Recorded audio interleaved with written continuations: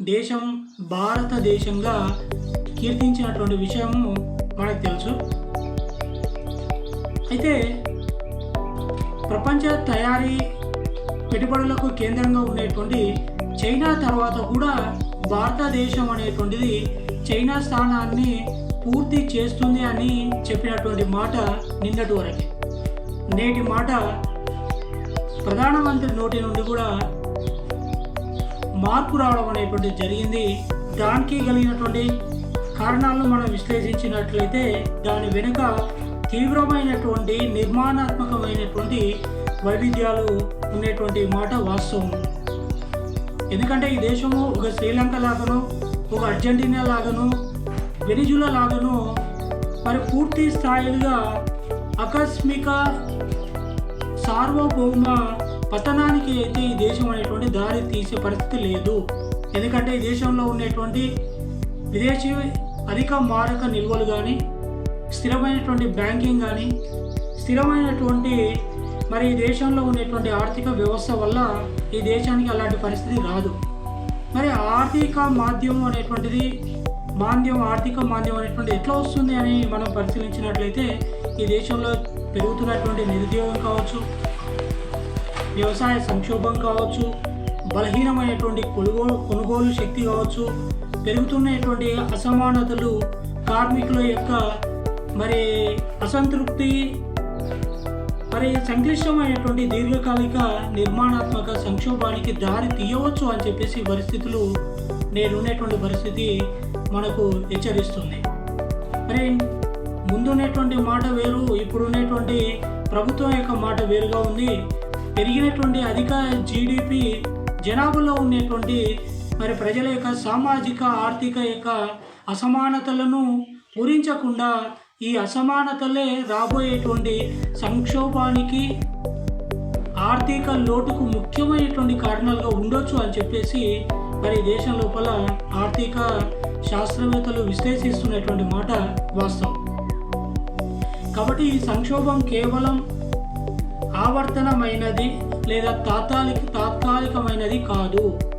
ఎందుకంటే పార్టీలు కూడా చాలా వరకు ఉపాధి కల్పన మీద, గ్రామీణాభివృద్ధి మీద, సామాజిక సంక్షేమం నిర్లక్ష్యం చేస్తూ మూలధనం కేంద్రంగా, కార్పొరేటు కేంద్రీకరణ విధంగా ఫైనాన్షియలైజేషన్ అనేటువంటిది ఎక్కువగా ప్రాధాన్యత ఇవ్వటం, కేంద్రీకరణ యొక్క వృద్ధిని డబ్బు కేంద్రీకృతంగా మూలధన కేంద్రీకృత యొక్క వృద్ధి మీదనే దృష్టి పెట్టడము ఈ దేశంలో రాబోయేటువంటి ఆర్థిక సంక్షోభానికి కారణంగా కావచ్చు అని చెప్పేసి చాలామంది విశ్లేషకులు విశ్లేషిస్తున్నారు. అయితే నా విశ్లేషణ ద్వారా ఈ దేశంలో తప్పకుండా ఆర్థిక సంక్షోభం వీటి ద్వారా వస్తుంది అని చెప్పేసి నేను సూచిస్తున్నా. అందులో ముఖ్యంగా ఉపాధి లేకుండా వృద్ధి. ఈ దేశంలో ఉపాధి అనేటువంటిది చాలా తక్కువగా ఉంది.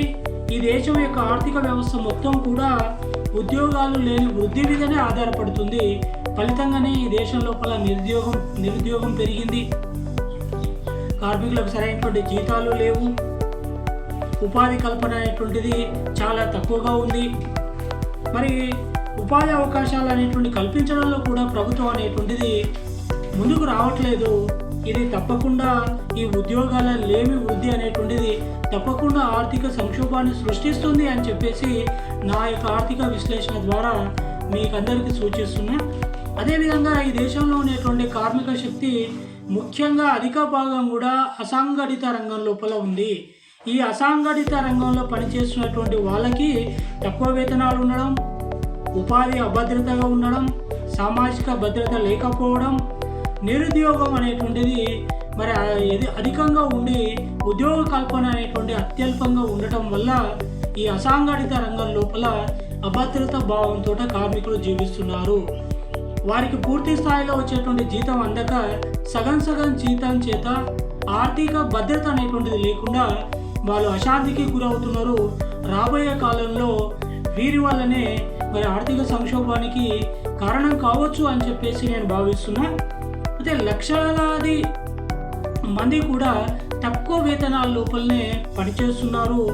మరి అందరూ కూడా తాత్కాలికమైన అనేటువంటి ఒప్పందాలతోట గిగ్ ఆధారిత తక్కువ వేతనాలు కలిగినటువంటి మరి ఉద్యోగాలకు మాత్రమే పరిమితం అవుతున్నారు. మరి ఇదే మన దేశంలో అస్థిరమైనటువంటి కార్మిక వ్యవస్థను నిర్మించుకుంటూ పోతున్నారు.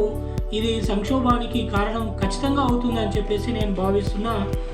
ఉపాధి లేని ఆర్థిక వృద్ధి అనేటువంటి దీర్ఘకాలిక ఉపయోగకరంగా ఉండదు. కాబట్టి పెరుగుతున్నటువంటి ఆకాంక్షలు, యువత యొక్క ఆకాంక్షలు, తగ్గిపోతున్నటువంటి అవకాశాల వల్ల యువత ఘర్షణ పడేటువంటి అవకాశం ఉంటుంది. యువత నిరుద్యోగం కేవలం ఇది ఆర్థిక సమస్యగా కాదు, ఇది రాజకీయ సాంఘిక సమస్య. కాబట్టి ఈ నిరుద్యోగ సమస్యనే, ఉద్యోగాలు లేనటువంటి ఆర్థిక వ్యవస్థనే ఈ దేశాన్ని ఆర్థిక స్థితిని కూల్చేటువంటి మరి అవకాశం ఉంది అని చెప్పేసి నేను భావిస్తున్నా. రెండోది ఆలోచిస్తే డిమాండ్ కొనుగోలు శక్తి సంక్షోభము. డిమాండ్ కొనుగోలు శక్తి సంక్షోభం, బలహీనమైనటువంటి దేశీయ డిమాండు, ఈ దేశంలో ఉన్నటువంటి వస్తువులు, ఈ దేశంలో తయారవుతున్నటువంటి వస్తువుల మీద బలమైనటువంటి డిమాండ్ లేదు. ప్రపంచవ్యాప్తంగా డిమాండ్ తగ్గిపోయింది. ఈ దేశ ప్రజలు కూడా ఇష్టపడట్లేదు అనేటువంటిది బలహీనమైనటువంటి దేశీయ డిమాండ్ కారణం కావచ్చు. ద్రవ్యోల్బణం, స్తంభించిపోయినటువంటి వేతనాలు, పెరుగుతున్నటువంటి నిరుద్యోగం, అధికమవుతున్నటువంటి జీవన వ్యయాల వల్లనే మరి ఇక్కడ కొనుగోలు శక్తి అనేటువంటి సంక్షోభాన్ని ఏర్పరుస్తుంది అని చెప్పేసి నేను భావిస్తున్నా. అదేవిధంగా ఇటీవల కాలంలో ఆహారం కానీ, ఇంధనం కానీ, గృహవసతి కానీ, ఆరోగ్యం కానీ, రవాణా, విద్య, వీటన్నిటి యొక్క ధరలు అనేటువంటి విపరీతంగా పెరిగిపోయినాయి. మరి వీటి వల్ల కూడా అసమానతలు అనేటువంటివి రావడానికి అవకాశం ఉంది. వృద్ధికి అనుగుణంగా కార్మికుల యొక్క జీతభత్యాలు పెరగట్లేదని చెప్పేసి గ్రామీణ ఆదాయం తీవ్రమైనటువంటి సంక్షోభాన్ని ఎదుర్కోవచ్చు రాబోయే కాలంలో. ఫలితంగా జనాభాలో అధిక భాగం నివసిస్తున్నటువంటి వారు ప్రాథమిక వినియోగ స్థాయిని కూడా వినియోగించుకోలేని పరిస్థితి ఏర్పడుతుంది. బలహీనమైనటువంటి కొనుగోలు శక్తి ఒక దుర్మార్గమైనటువంటి ఆర్థిక వ్యవస్థను మరి సృష్టిస్తుంది అని చెప్పేసి నేను భావిస్తున్నా. సామాన్య ప్రజలు ఖర్చు చేయలేనప్పుడు పరిశ్రమలు అనేటువంటివి తమ ఉత్పత్తులకు గిరాకీ అనేటువంటివి లేకుండా పోయి మూతపడేటువంటి అవకాశం ఉంటుంది. ఆర్థిక స్తబ్దత అనేటువంటిది ఆర్థిక సంక్షోభంలో ఉన్నటువంటి ఒక లక్షణంగా నేను భావిస్తున్నాను. ఎందుకంటే చిన్న చిన్న కార్పొరేట్ సంస్థలు, ఉన్నత ఆదాయ వర్గాల వారి చేతనే సంపద అనేటువంటి కేంద్రీకృతం అయినట్లయితే ఈ దేశం లోపల ఖచ్చితంగా సంక్షోభం రావచ్చు. కాబట్టి డిమాండ్ కొనుగోలు శక్తి ఆ ద్వారా కూడా ఈ దేశంలో ఆర్థిక సంక్షోభం వచ్చే అవకాశం ఉంది. అదేవిధంగా మూడోదైనటువంటి ఒత్తిడి, ఆర్థిక ఒత్తిడి ప్రభుత్వ రుణం ద్వారా కూడా కేంద్ర రాష్ట్ర ప్రభుత్వాలు కూడా పెరుగుతున్నటువంటి ఆర్థిక ఒత్తిడిని భరిస్తున్నాయి. మౌలిక సదుపాయాల కల్పన కోసం, సంక్షేమ పథకాల కోసం, సబ్సిడీ రుణ సేవ అవసరాల కోసం మరి రక్షణ వ్యయము పెరగడం వల్ల కేంద్ర రాష్ట్ర ప్రభుత్వాల మీద అధిక ఒత్తిడి అనేటువంటిది పెరిగింది. ఇది ఆర్థిక మందగమనం, నిరుద్యోగ, పన్ను రాబడి వృద్ధిని నిరోధిస్తుంది. ఫలితంగానే సంక్షోభం అనేటువంటి ఏర్పడడానికి అవకాశం ఉంటుంది అని చెప్పేసి నేను భావిస్తున్నా. అయితే కోవిడ్-19 మహమ్మారి తర్వాత ఆర్థిక భారం అనేటువంటిది తీవ్రమైంది. దీనివల్ల అత్యవసర సంక్షేమ కార్యక్రమాలకు మాత్రమే డబ్బును వినియోగించడం వల్ల మరి ఆర్థిక కార్యక్రమాలు అనేటువంటి స్తంభింపబడి ఈ దేశం లోపల వృద్ధి అనేటువంటిది క్షీణించినటువంటి మాట వాస్తవము. అయితే కార్పొరేటర్లు చాలా లాభాలు అనుభవిస్తున్నారు. వారి యొక్క లాభాల వలన ఉపాధి పొందేటువంటి కార్మికులకు సరైనటువంటి వేతనాలు పెరగకపోవడం వల్ల మరి నిర్లక్ష్యము కార్మికుల యొక్క అశాంతికి కారణమవుతుంది. ఉత్పాదకత వృద్ధి లేకుండా ద్రవ్యలోటు అనేటువంటిది పెరుగుతూ ఉంటే ప్రభుత్వాలు చివరికి సంక్షేమ వ్యయాన్ని కూడా చేయకుండా తగ్గించేటువంటి అవకాశం ఉంటుంది. కాబట్టి అలాంటి సమయంలో ప్రభుత్వ ఆస్తులను అమ్మేయడం, ప్రైవేటీకరణ చేయడం, ఆ ఆస్తులను మొత్తం కూడా ప్రైవేటీకరణ చేసేటువంటి అవకాశం ఉంటుంది. మరి ఆర్థిక సంక్షోభం ఏర్పడినప్పుడే ఇలాంటివి జరుగుతున్నాయి. కాబట్టి మరి ప్రభుత్వ పరంగా ఉన్నటువంటి చర్యలు, సంక్షేమ వ్యయం కూడా తగ్గిపోతుంది. ప్రజలు చేసేటువంటి ఖర్చు తగ్గినప్పుడు మరి వస్తువు ఉత్పత్తి అనేటువంటి తగ్గిపోతుంది. వస్తువు డిమాండ్ పెరగడం వల్ల ఆర్థిక సంక్షోభం అనేటువంటిది ఏర్పడడానికి అవకాశం ఉంటుంది. ఇంకోటి పెరుగుతున్నటువంటి అసమానతలు. ఈ దేశం లోపల ఆర్థిక గమనానికి అత్యవసరమైనటువంటి కారణం అసమానతలు. అంటే ఈ దేశం లోపల కార్పొరేట్ స్థాయి ఉద్యోగస్తులు, కంపెనీ యాజమాన్యాలు, ఉన్నత వర్గాలు, అధిక ఆదాయ వర్గాలకు సంబంధించినటువంటి అసమానత ప్రయోజనాలు అనేటువంటివి ఉండటం వల్ల వాళ్ళు మూలధన కేంద్రంగా పరిశ్రమలు స్థాపించడం ఫలితంగానే కార్మికుల్లో అత్యధికంగా ఆర్థిక అభద్రతను ఎదుర్కొనే పరిస్థితి ఏర్పడుతుంది. కాబట్టి ఈ అసమానతలు అనేటువంటివి మరి చెడును క్రియేట్ చేస్తాయి, ఆర్థిక సంక్షోభాన్ని సృష్టిస్తాయి అని చెప్పేసి నేను భావిస్తున్నా. చిన్న వర్గం జాతీయ సంపదలో అధిక భాగాన్ని నియంత్రిస్తుంది జనాభాలో. అదే సమయంలో లక్షలాది మంది యొక్క నిరుద్యోగం, తక్కువ వేతనం, పోషకాహార లోపము, ఆరోగ్య సంరక్షణ, కేవలమైనటువంటి విద్యా అవకాశాలు ఈ పోరాడుతున్నటువంటి ఆర్థిక మాధ్యానికి సూచకంగా ఉన్నతమైనటువంటి పట్టణాలు, గ్రామీణ ప్రాంతంలో ఉన్నటువంటి అసమానతల వల్ల కూడా చాలా ఆర్థిక సంక్షోభం ఏర్పడేటువంటి అవకాశం ఉంటుంది.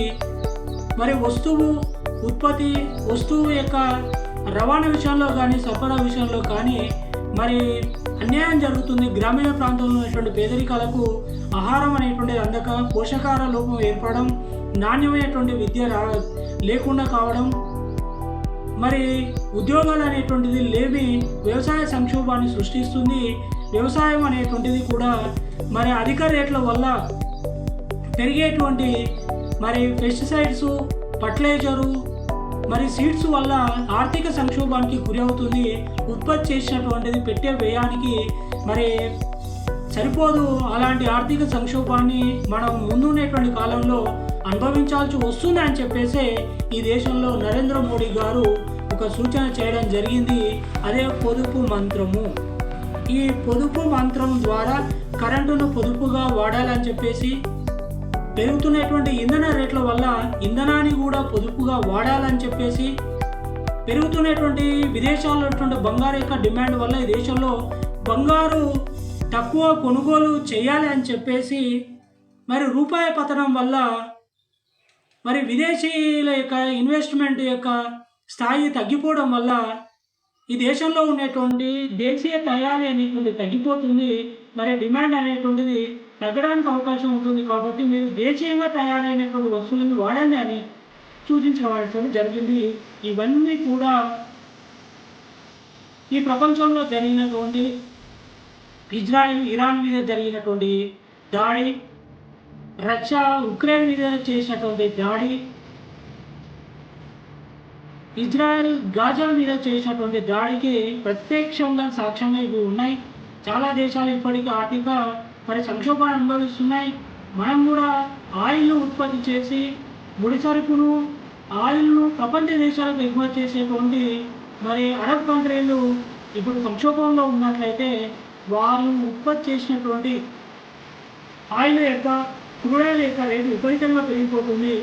ఆ ఇంధన రేటు పెరుగుదల వల్ల మరి రవాణా ఛార్జీలు పెరగడం, బస్ ఛార్జీలు పెరగడం, నిత్యావసర సరుకులు పెరగడం, మరి అన్ని వస్తువుల యొక్క వస్తువు వాల్యూ పెరిగినప్పుడు దానికి కొనేటువంటి డిమాండ్ కూడా పెరుగుతుంది.